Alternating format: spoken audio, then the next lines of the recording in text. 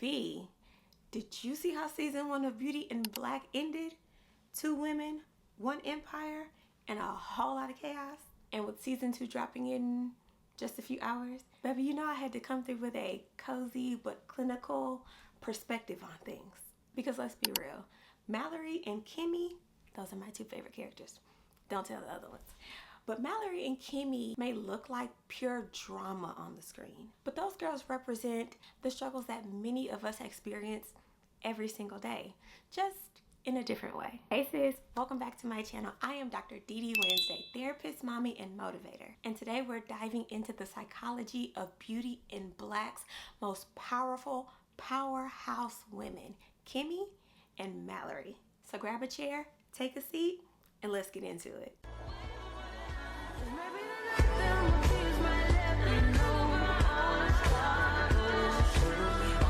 Okay, let's start with Kimmie. Now, Kimmie's story is a rags to riches kind of tale with a whole lot of drama and trauma baked right on into it. I mean, our girl has never caught a break. Trauma has been waiting for her throughout her life every step of the way. As we know, Kimmie grew up in a very unstable home. Things were a bit shaky, to say the least. Her stepfather was doing some things he didn't have no business doing.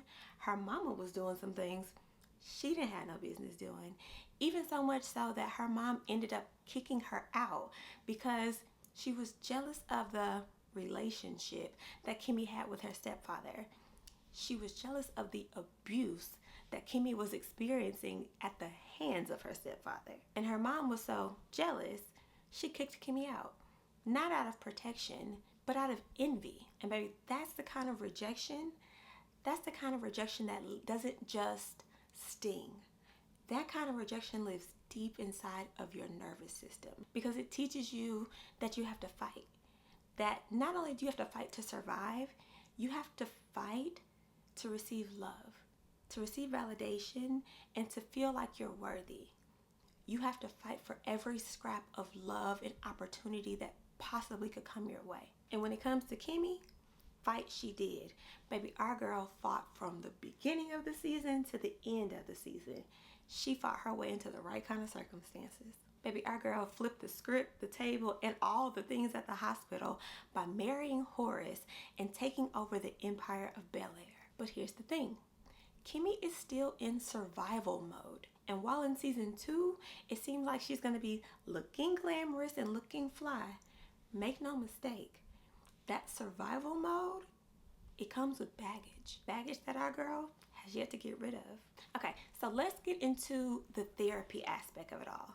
Therapeutically, Kimmie is someone who learned to hide her hurt. She learned to hide all of her emotions because the truth is, growing up, it wasn't safe for her to express those emotions. So she buried them really deep down. Even when she was working at the club, you could see her interactions with other people very dry, very bland. Kimmie had trouble connecting to other people, except for her 2 besties, Rain and Angel. Well, Rain was the bestie. Angel was along for the ride. Matter of fact, most of this is actually Angel's fault. But anyway, we got sidetracked. Kimmie learned to hide her hurt by being tough, by appearing strong, by not taking anything off of anybody else. Some of y'all know about that. Some of us know a little bit of something about that, right? Because that's relatable to a lot of us because a lot of us had to grow up really fast. You had to put on a strong face, keep going, never let them see you sweat. And for Kimmie would do almost anything to secure the bag. But make no mistake, deep down inside, there's still a little girl in there, little Kimmie, always wondering if that's enough. If the bag is enough, if the relationships is enough, if getting out is enough, if surviving is enough. And let's be honest, that little girl is still wondering if she's enough. Okay, so let's sum it up and do a little therapy takeaway for Kimmie and for the girls who can kind of relate to Kimmie. For those of us who can relate to Kimmie, to her struggles, to the hurt and the pain, and feeling like you kind of just have to bury that all down, I want you to take something away from this. It's okay to want power and stability, but healing means that you don't have to prove yourself. You don't have to prove how strong you are and how much you can struggle through or sacrifice to prove that you're worthy. Because no matter the circumstances, no matter how you grew up, know this: you deserve softness, not survival. Okay, let's shift over to our girl Mallory. Now, Mallory is just a little bit different than Kimmy. Who are we kidding? Baby, Mallory is a lot a bit different than Kimmy.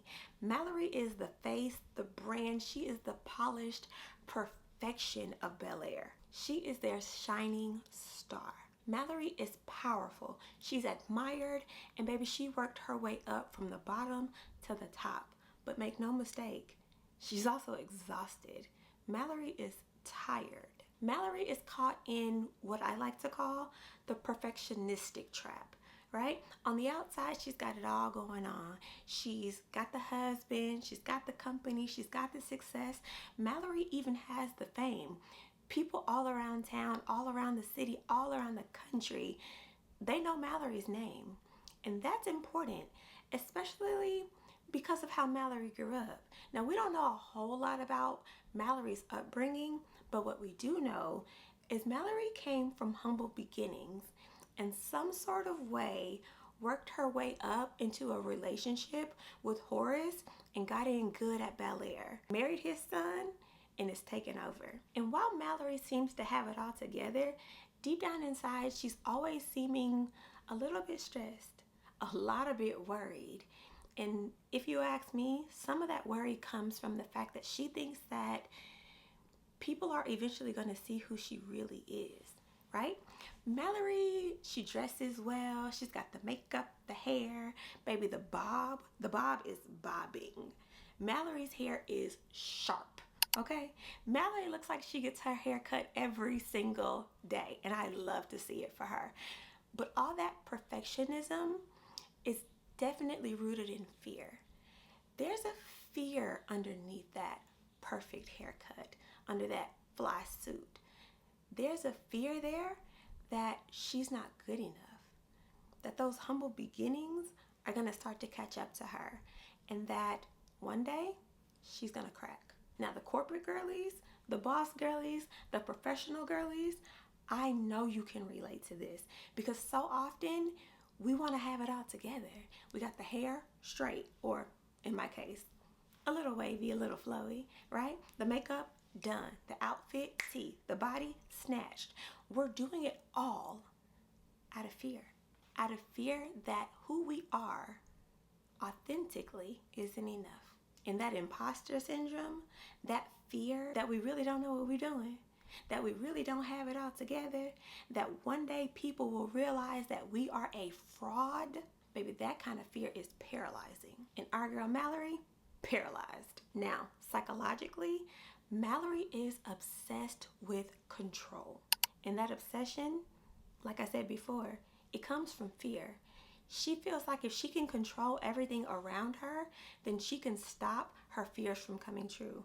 She can stop people from finding out how she really feels on the inside. Because for Mallory, her greatest fear isn't just being seen. Mallory's greatest fear is that she is going to lose everything that she has built. That the empire that she built or inherited and improved, that's how that actually happened.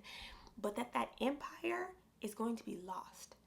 Mallory's greatest fear is finding her way back to those humble beginnings. And that's why she walks around acting like she's Superwoman all the time, like she's got it all together, because she doesn't want to lose everything that she's built. She doesn't want to be outshined by the next girl, and she certainly doesn't want to be replaced. And that's where Kimmy comes in. See, Kimmy represents Mallory's deepest fear, right?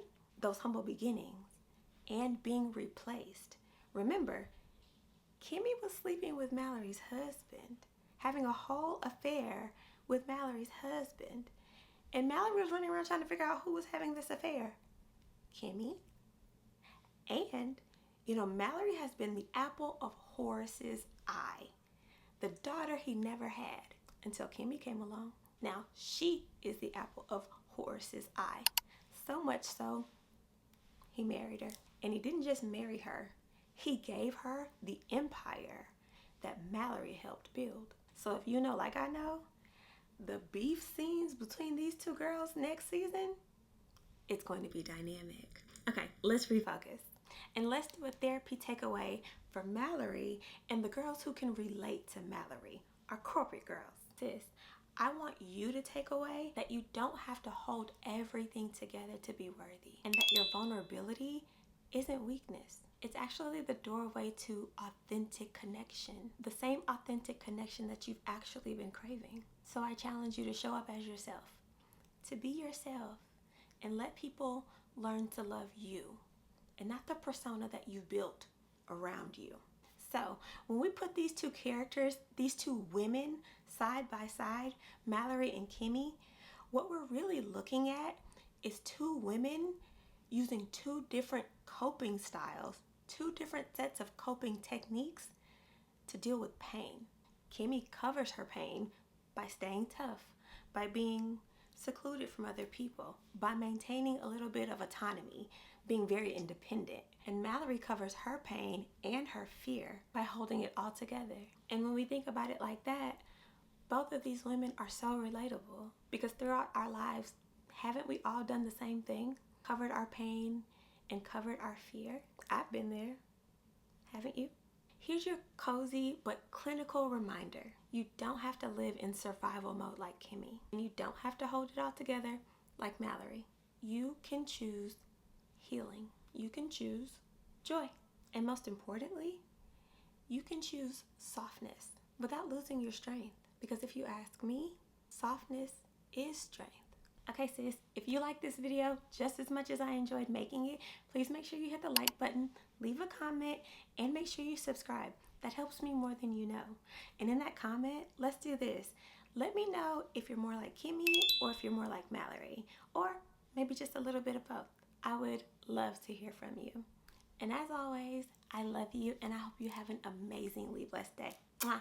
Bye. I'm looking for, yeah, it's that in the VIP.